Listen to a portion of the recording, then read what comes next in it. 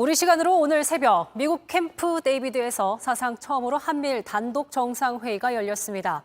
세 나라의 정상은 공동의 위협에 대한 협력을 되돌리기 어려운 새로운 수준으로 격상시키는 데 뜻을 모았습니다. 배양진 기자입니다. 캠프 데이비드의 숲속에서 만난 세 정상은 삼국 협력의 새 시대가 열렸다고 입을 모았습니다. No better way to mark our new chapter of our trilateral cooperation than meeting here at Camp David. 오늘은 삼국 협력의 제도적 기반과 추진 의지를 확고히 한 역사적인 날로 기록될 것입니다. 我々3人でこの日米韓パートナーシップの新時代を宣言すべく 당초 논의됐던 공동성명과 협력 원칙 외에 따로 채택된 3자 협의에 대한 공약 문건이 협력 제도의 핵심으로 꼽힙니다. 세 나라가 공동의 위협에 대해 서로 신속하게 협의하기로 약속하는 내용입니다. 공동의 위협이 포괄적인 만큼 북핵 위협 외에도 대만 해협 등 인도태평양 지역의 다양한 충돌 상황이 여기에 해당할 수 있습니다. 세 정상은 공동성명에 중국을 직접 명시하며 남중국해에서 불법적 해상 영유권을 주장하고 있다고 비판하기도 했습니다. 대통령실 관계자는 한미일 간의 이런 문제를 소극적으로 처리해왔다면서도 협의 참여가 의무는 아니라고 설명했습니다.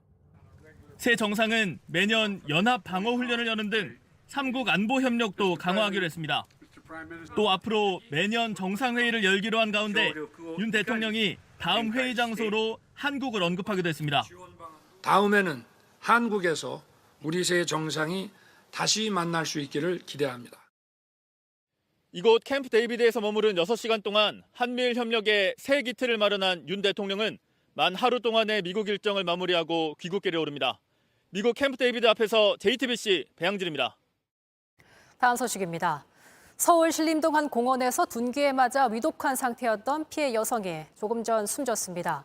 피의자 최 씨가 뱉은 빠른 쾌유를 빈다는 말은 결국 아무런 의미를 갖지 못했습니다. 살해 의도가 없었다는 주장과 성폭행도 미수에 그쳤다는 진술을 늘어놓으며 최 씨는 오히려 죄를 줄이기에 급급해 보였습니다. 최연 기자입니다. 그제 오전 서울 신림동 공원에서 둔기에 맞은 30대 여성은 내내 위독했습니다. 신고 20분 뒤 현장에 도착한 경찰이 바로 심폐소생술을 해야 했습니다. 병원 이송 뒤에도 맥박만 돌아올 뿐 의식을 찾지 못하다가 이틀 만에 숨졌습니다. 피의자 최 씨는 손에 끼는 둔기를 양손에 사용했고 있는 힘껏 휘둘렀습니다. 그만큼 부상은 컸습니다. 피의자 최 씨, 오늘 처음 사과를 했습니다. 피해자한테 할 말 없으세요? 작은 목소리에 짤막한 답이었습니다. 하지만 정확히 무엇이 죄송하냐고 되묻자 입을 다물었습니다. 더 할 말 없냐는 질문엔 이렇게 말했습니다. 크게 한 번만 해주세요. 회복을 바란다는 말만 2번 반복했습니다. 하지만 피해자는 회복하지 못하고 결국 세상을 떠났습니다. 최 씨는 경찰 조사에서부터 살해 의도가 없었다고 주장해왔습니다. 결과적으로 피해자가 크게 다쳤을 뿐이고 살인의 고의는 없었다는 겁니다. 피해자 가족들은 제대로 처벌해달라 목소리를 높였습니다. 특히 성폭행은 미수에 그쳤다는 진술에 분노했습니다. 피해자 오빠는 취재진에게 반항하지 않을 사람이 어디 있느냐며 시도한 것 자체가 문제라 말했습니다. 또 피의자 가족이 주장하는 우울증 이력이 감형 요인이 돼선 안 된다 주장했습니다. 살해 의도가 없었다지만 건강한 성인이 숨질 만큼 때린 최 씨. 경찰은 범죄 고의를 입증하기 위해 수싸움을 벌여야 합니다. JTBC 최하은입니다.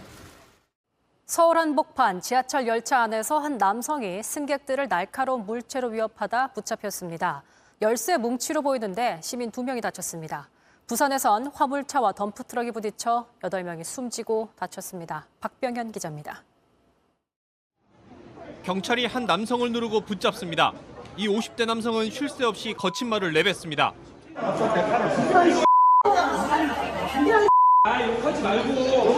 정오쯤 서울 지하철 2호선 합정역으로 진입하던 열차 안에서 한 50대 남성이 승객들을 위협했습니다. 날카로운 물체를 휘둘렀는데 열쇠 뭉치와 고리로 보입니다. 네. 시민 2명이 이 남성이 휘두른 물체의 얼굴에 상처를 입었지만 크게 다치진 않았습니다. 소방대원이 운전석을 뜯어내려 하지만 열리지 않습니다. 차체가 워낙 종이장처럼 구겨져 있습니다. 부산 강서구 한 도로에서 일어난 오중 추돌 사고 현장입니다. 오전 11시 10분쯤 좌회전하던 트럭이 직진하던 덤프트럭과 충돌했습니다. 충격을 받은 덤프트럭이 맞은편 승용차, 트레일러 차량 등과 충돌하면서 2차 사고가 벌어졌습니다. 이 사고로 첫 충돌 사고가 벌어진 트럭 운전자 등 3명이 숨지고 5명이 다쳤습니다. 경찰과 소방은 사고 현장을 통제하고 사고 원인을 조사 중입니다. JTBC 박병현입니다.